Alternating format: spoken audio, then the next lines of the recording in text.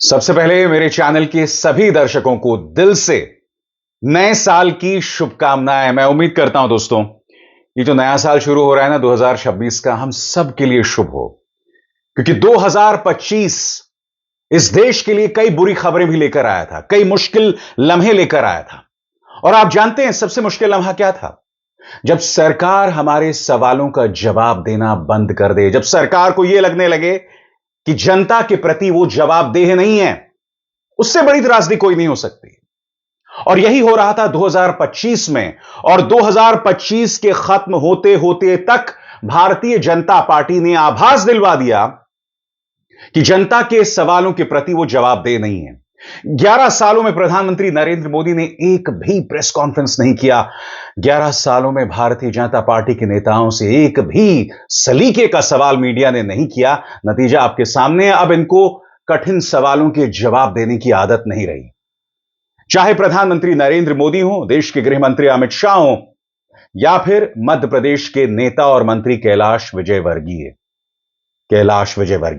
पिछले 24 घंटों में ये दो चेहरों पर गौर कीजिए दोस्तों, कैलाश विजयवर्गीय और अमित शाह। अभद्रता की इन्होंने मिसालें पेश की हैं। सरकार से जब सवाल किए जाते हैं, इनसे जब सवाल किए जाते हैं, तो किस तरह से भाषाई मर्यादा भूलते हैं, उसकी मिसाल सामने आई है। मगर इससे पहले कि मैं आपको बताऊं कि किस तरह से इंदौर में 10 लोगों की मौत पर कैलाश विजयवर्गीय ने घंटा और फोकट शब्द का इस्तेमाल किया, या किस तरह से जब अमित शाह से पत्रकारों ने कोलकाता में सवाल किया और उन्होंने कहा कि आपका ध्यान भाभी जी की तरफ था, और कठिन सवाल पर यह कहा कि मेरी पार्टी आप मुझ पर छोड़ दो, आप बंगाल पर फोकस करो। इससे पहले कि मैं इसकी चर्चा करूं या कैलाश विजयवर्गीय की चर्चा करूं, ये वीडियो देखिए दोस्तों। प्रधानमंत्री नरेंद्र मोदी नीति आयोग की बैठक को संबोधित कर रहे हैं। करीब 10 सेकंड के लिए वीडियो देखते हैं। यह वीडियो जारी किया गया है प्रधानमंत्री कार्यालय की तरफ से, और आप देखिएगा कोई आवाज नहीं आ रही है। देखिए 10 सेकंड के लिए वीडियो।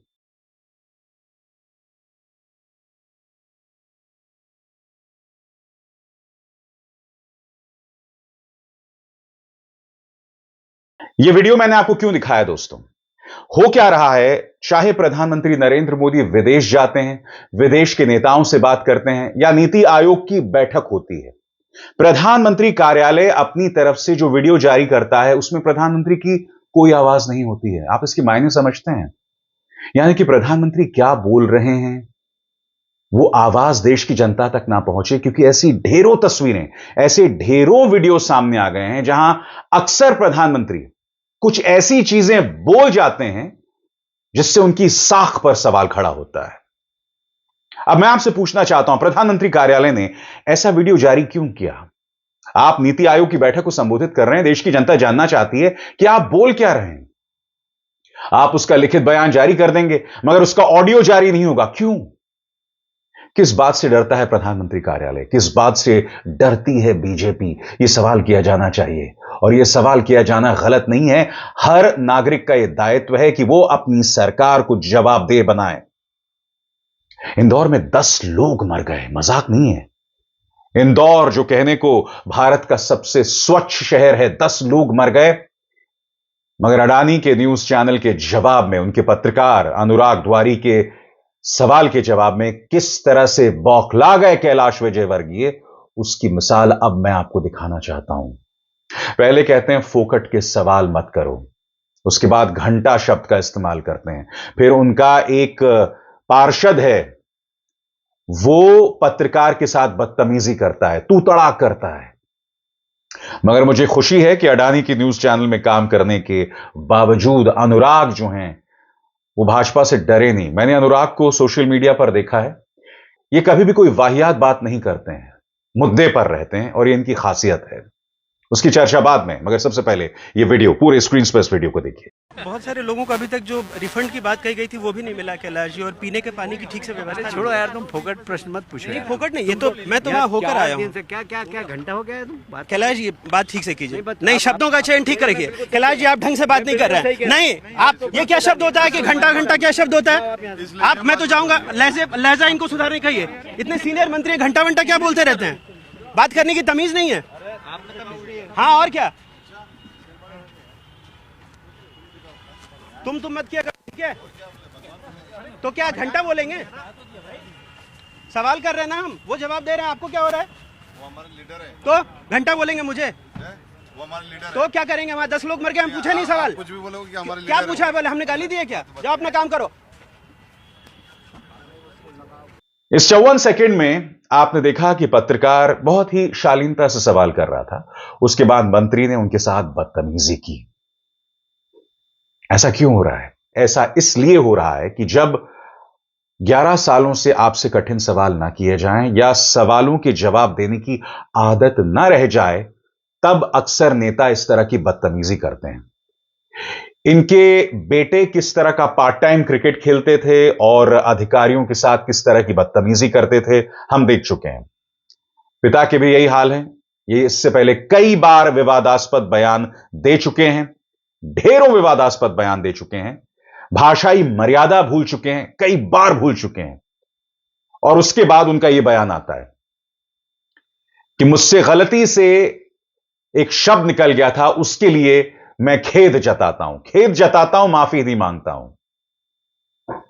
यह बतलाने की कोशिश कर रहे हैं कि मैं जनता की सेवा कर रहा हूं, मगर दिख रहा है तो सिर्फ अहंकार। मैं आपको एक और वीडियो दिखाना चाहता हूं जो अनुराग द्वारी ने ही पेश किया है। यहां पर यह सज्जन बैठे हुए हैं और आप देखिएगा, लोग जो हैं वो जमीन पर बैठे हुए हैं। अनुराग द्वारी लिखते हैं, जो जमीन पर बैठे शख्स हैं वो आम जनता के नुमाइंदे हैं।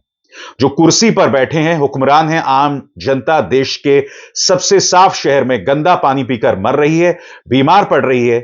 इसी की शिकायत लेकर आए हैं, लेकिन मंत्री जी को इतनी भी तमीज नहीं कि जनता को उठाकर अपने बगल में बिठा लें। फिर से इस वीडियो को देखिए दोस्तों अपने स्क्रीन पर। क्या जो माफी मांगी है कैलाश विजयवर्गीय ने, इसके कोई भी मायने हैं जब आपके तेवर इस तरह के होंगे? क्योंकि ये बात इनके अंदर रची बसी हुई है। ये जो सामंती सोच है ना, ये जो हुक्मरान वाली सोच है, ये इनके अंदर भरी हुई है। यही वजह है कि इनके लखते जिगर, इनके जो बेटे हैं, वो बैट के साथ अधिकारियों की पिटाई करते हैं और इन पर कोई कार्रवाई नहीं होती। बाद में अधिकारी अपने बयान से पलट जाता है, केस वापस लेता है, और क्यों ना करे बेचारा, जिंदगी हराम कर देंगे उनकी। सरकार इनकी है, डबल इंजन की सरकार है, और यही डबल इंजन की सरकार जहां जाती है, इनके नेता मंत्री जहां जाते हैं, बदतमीजी दिखाई देती है। प्रधानमंत्री नरेंद्र मोदी नीति आयोग की बैठक को संबोधित कर रहे हैं, उनकी आवाज ही नहीं आ रही है साहब। मैं जानना चाहता हूं क्यों। और मुद्दा सिर्फ कैलाश विजयवर्गीय का नहीं है, याद कीजिएगा, अमित शाह बंगाल में थे, उनसे 2 सवाल पूछे गए और उन्होंने भाषाई मर्यादा भूल गए। वो किसी ने उनसे सीधा और सरल सवाल पूछा कि भाई बीएसएफ आपके अंतर्गत आती है, फिर आप ममता बनर्जी पर उंगली क्यों उठा रहे हैं कि भाई वो सीमा सुरक्षा को लेकर सहयोग नहीं दे रही हैं? अब इसके जवाब में वो देखिए, लगता आपका दिमाग भाभी जी की तरफ था।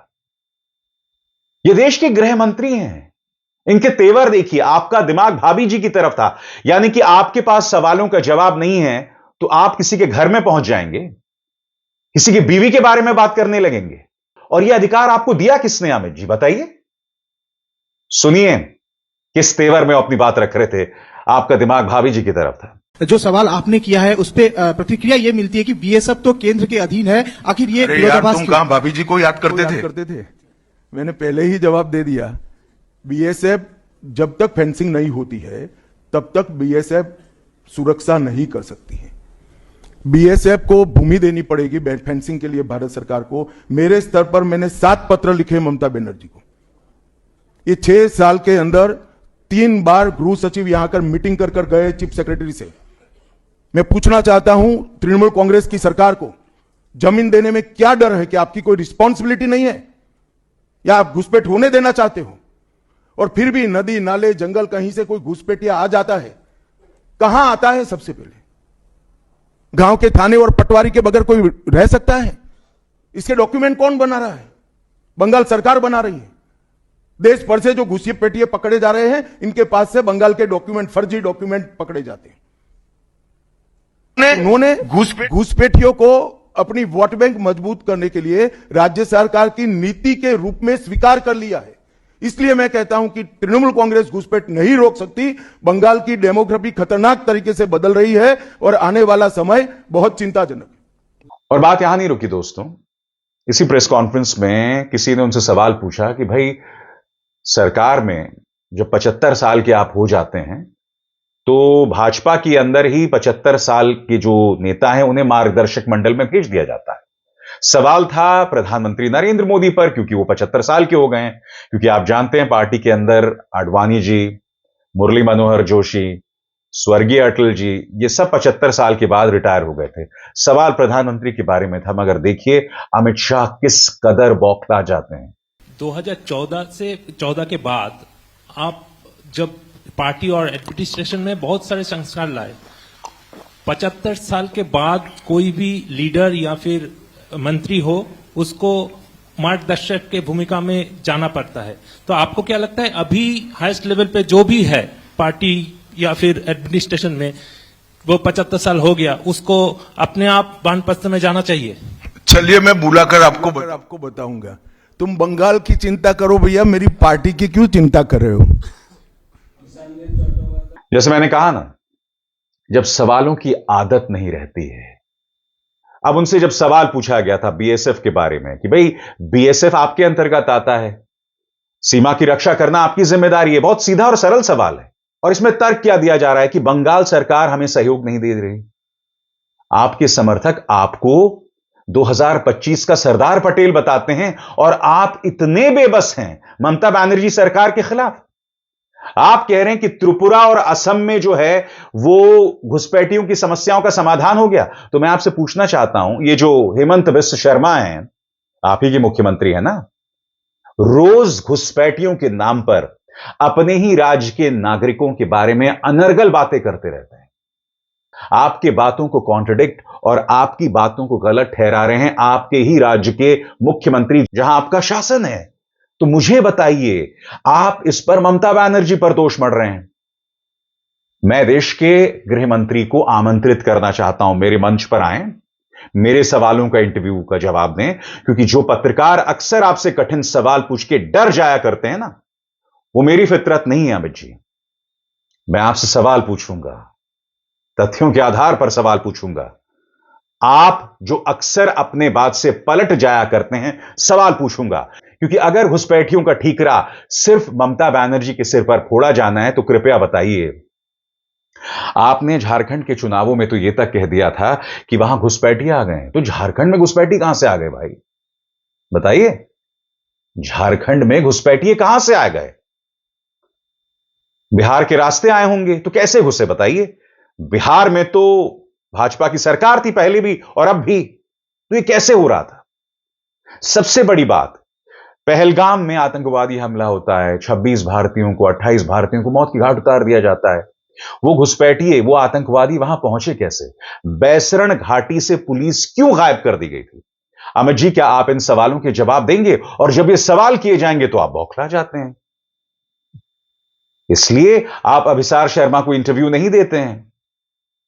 सच बताऊं दोस्तों, साल के पहले दिन वाकई मेरा मन नहीं था कि वह किसी कार्यक्रम के साथ आपके सामने आऊं, मगर जो मैंने पिछले 24 घंटों में देखा है ना, उसने दिल को दुखी किया है कि अब भाजपा को आदत नहीं रही कठिन सवालों के जवाब देने को लेकर। यही हाल इनके प्रवक्ताओं का है, चाहे गौरव भाटिया हो, शहजाद पूनावाला हो, प्रेम शुक्ला हो, आए दिन प्राइम टाइम में बदतमीजी करते रहते हैं। इनकी महिला प्रवक्ताओं की भी हालत है, राधिका खेरा हो, जितनी महिला प्रवक्ता हैं, वो कौन, संजू वर्मा हो। और ये मत भूलिए, ये जो सवालों के जवाब ना देने की आदत अभी की नहीं है, 24 घंटे की नहीं है। स्मृति ईरानी याद है जब वो सांसद हुआ करती थी अमेठी की, दैनिक भास्कर के पत्रकार की नौकरी खा गई थी। सवाल सामान्य सा था, मगर देखिए क्या बदतमीजी की थी ना। क्षेत्र का अपमान मत करो, तुम भास्कर से हो तो क्या? नहीं मैम, भास्कर से कोई मतलब नहीं अपमान करने वाले।